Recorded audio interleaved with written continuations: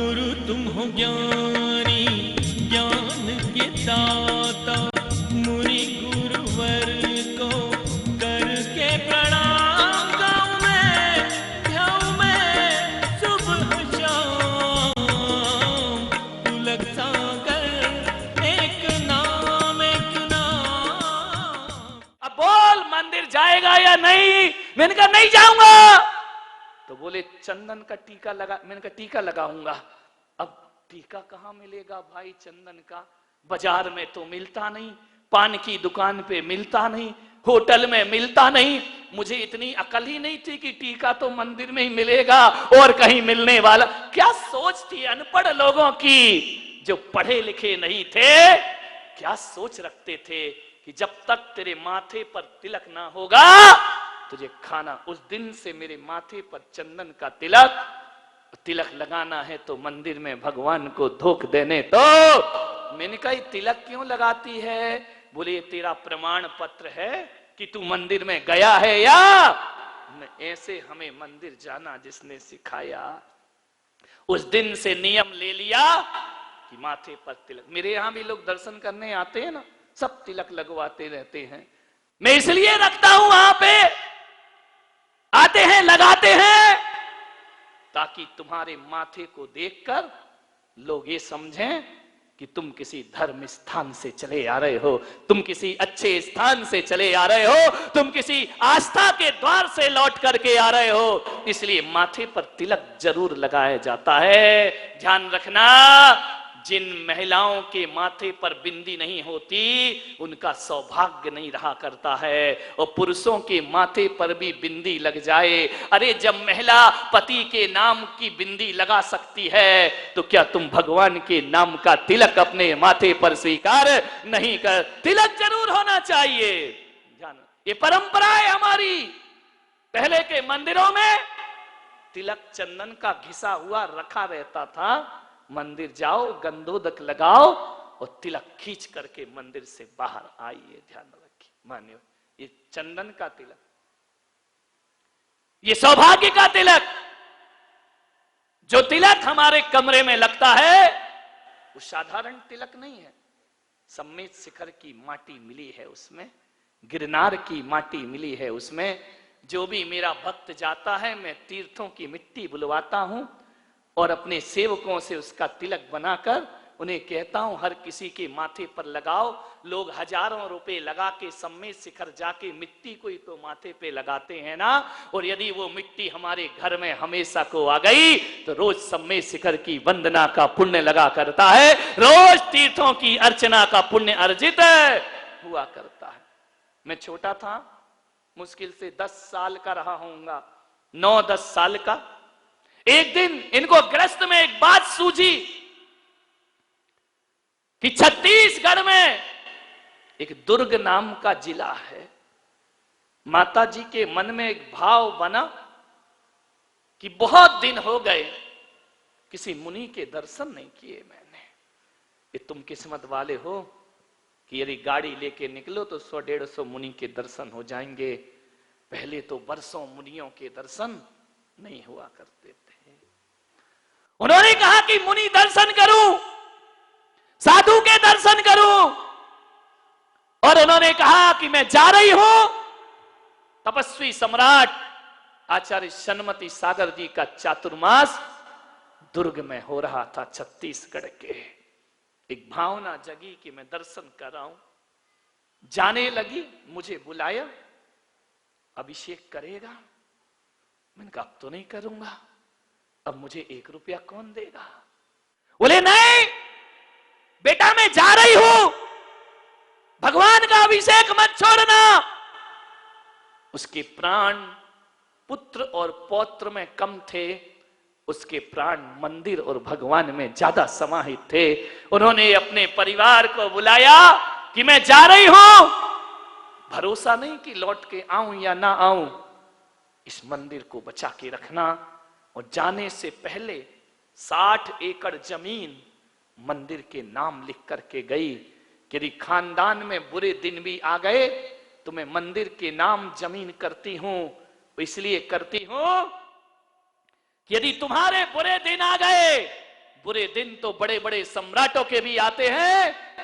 मैं लिखती हूं कि जो इस मंदिर की पूजा अपने हाथों से करेगा, ये 60 एकड़ जमीन हमेशा उसके नाम रहेगी। कोई इसे बेच नहीं सकता, कोई इसे खरीद नहीं सकता है। ऐसी वसीयत लिखी, कलेक्टर को उसमें सदस्य बना दिया। जो भी कलेक्टर आने वाले समय में होंगे सब इस ट्रस्ट के ट्रस्टी कहलाएंगे, और कलेक्टर के जाते ही पहला कलेक्टर हट जाएगा, दूसरा कलेक्टर इसलिए रखा कि हमारी औलाद इसे बेच ना सके। ध्यान रखिए, आज भी 60 गांव जमीन, 60 एकड़ जमीन उस मंदिर के नाम करके गई हैं। 120 अमरूद के बगीचे, 120 पेड़, 80 पेड़ आम के। आज भी वो मंदिर किसी समाज का मोहताज नहीं है। ध्यान रखिए। अरे तुम तो अपनी औलाद को विरासत देकर जाते हो, ये वो हैं जिन्होंने औलाद को कुछ नहीं दिया, बल्कि जिनालय और जिन मंदिर के लिए अपनी वसीयत लिख करके चली गई। ये सदियों रहना चाहिए। ये मंदिर मेरा प्राण है, मंदिर मेरा जीवन है, लिख गई वो वसीयत। संयोग तो देखो, मेरे हाथ में 40 पैसे रखे, आज भी उन पैसों का वजन मुझे महसूस होता है। मेरे भाई, मैंने कहा तू 1 रुपया देती थी, आज जाते समय 40 पैसे क्यों दे रही है? बोले मेरे पास 40 ही पैसे हैं, इससे ज्यादा नहीं है।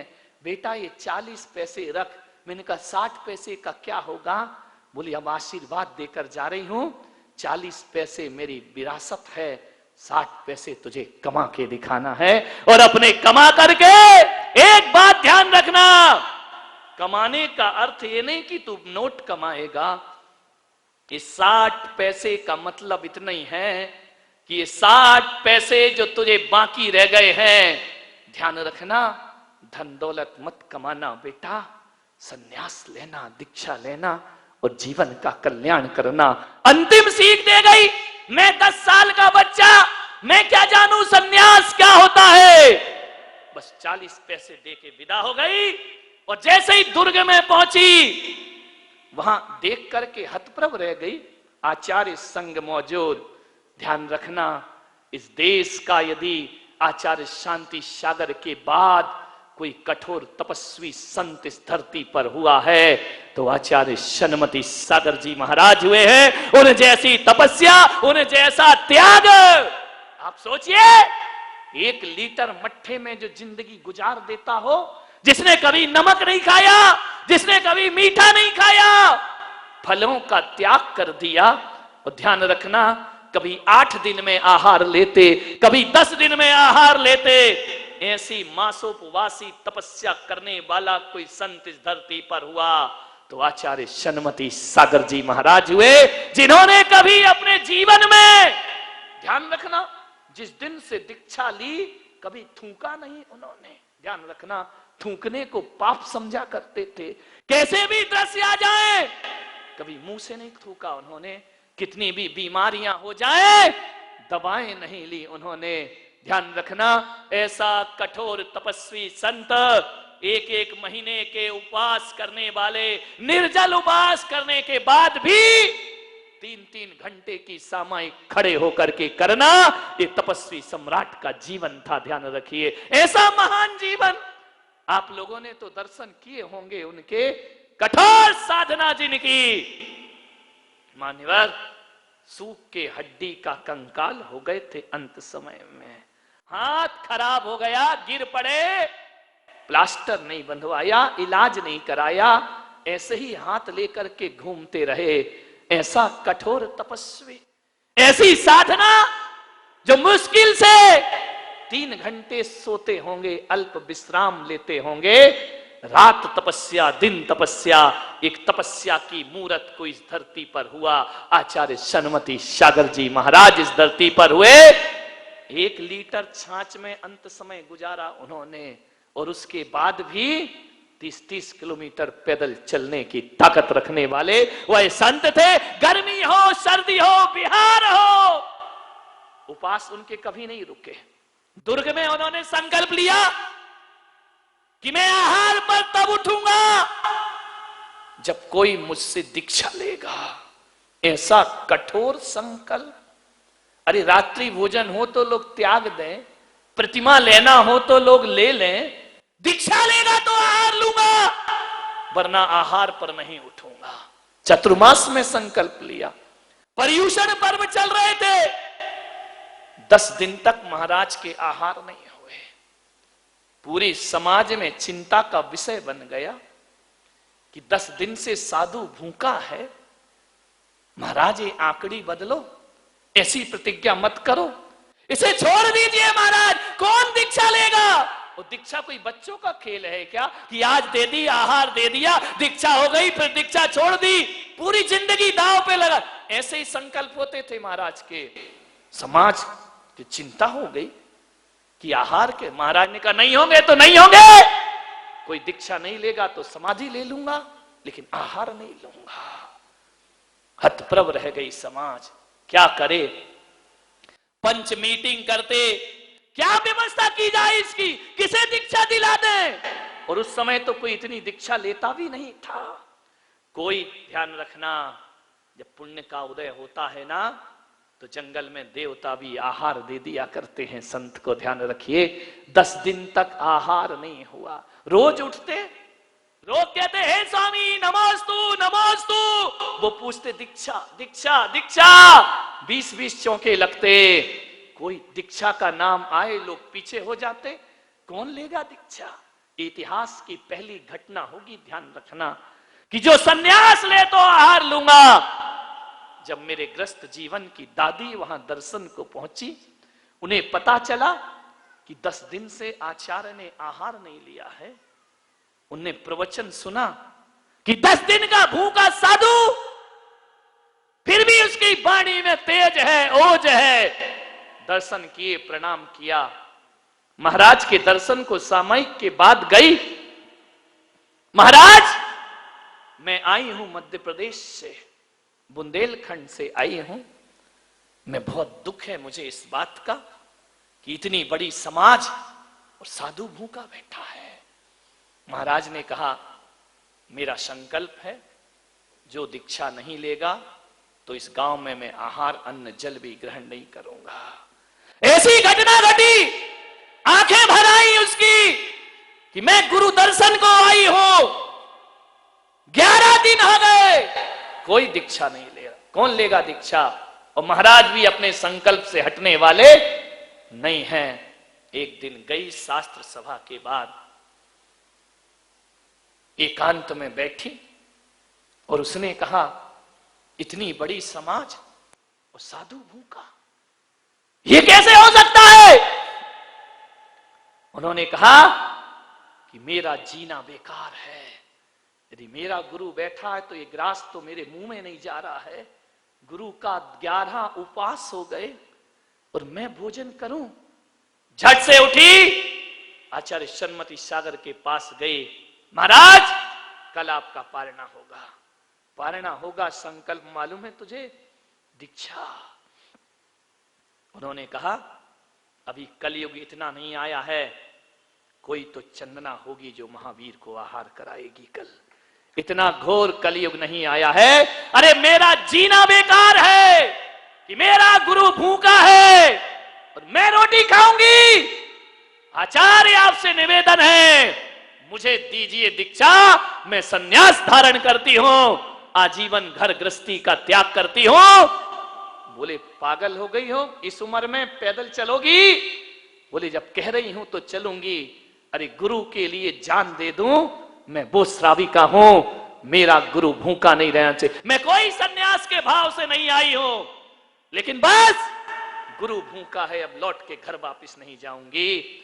दूसरे दिन पड़गाहन किया, तपस्वी सम्राट को आहार दिया, सुबह आहार दिया और उसी दिन घोषणा हो गई कि कल प्रातः काल 9 बजे पूर्णिमा देवी को दीक्षा प्रदान की जाएगी। और उन्होंने सन्यास धारण, कोई सोच नहीं था उनका कि मैं कोई दीक्षा ले। उनने तो ये सोचा था कि दर्शन करने जा रही हूं, अभी वापस लौट करके आ जाऊंगी। विचार करिए, एक आचार्य का आहार कराने के लिए जिसने सब कुछ बलिदान कर दिया हो, त्याग कर दिया हो, ऐसी तपस्विनी संसार में दिखाए।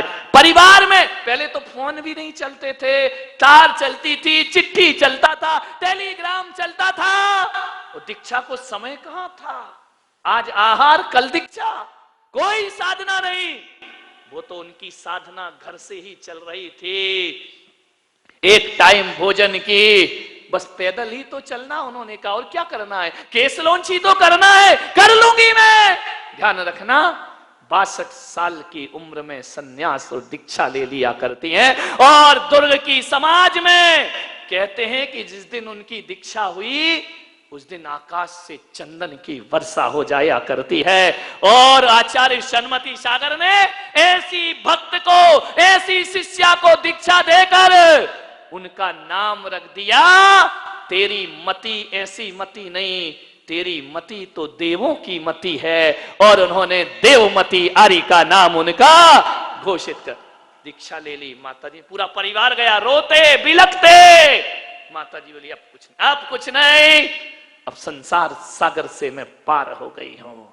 जब मैं गया दर्शन करने, उस समय मेरी उम्र 15-16 साल हो गई होगी। मैं गया, देख करके बहुत रोया। दादी ने कहा मेरी मां से कि इसे ले जाओ यहां से। बोले कहा नहीं, वापिस चलो घर, मैं तुम्हें यहां नहीं रहने दूंगा। उन्होंने कहा नहीं, तुम वापिस, तुम नहीं समझते हो, ये सन्यास है, ये दीक्षा है। यहां आने के बाद आदमी घर वापिस लौटता। मैंने पिछी कमंडल छीन लिए और आचार्य सन्मति सागर से कहा कि आपको क्या हक है मेरी दादी को सन्यास देने का, बिना पूछे कैसे सन्यास दिया। सन्मति सागर मुस्कुराए, बोले बालक बुद्धि है। दादी ने कहा आचार्य इन पे ध्यान मत दो, मोह रो रहा है, रोने दो। मैंने कहा वापिस चलो। बोले अब नहीं जाऊंगी। नागपुर में मिला मैं उनको, रामटेक में, उनकी दीक्षा के बाद। मैंने कहा वापिस चलना पड़ेगा। बोले मैं नहीं जाऊंगी वापिस। मेरी मां से कहा कि इसे उठाओ यहां से, लोग तमाशा देख रहे हैं। मैं जब आने लगा तो मैंने एक ही चीज कही कि तुम नहीं जाओगी। प्रसारण पुण्यार्जक परिवार जिन शरणम तीर्थधाम के परम संरक्षक संघपति श्री प्रदीप मामा, प्रतिभा मामी भोपाल।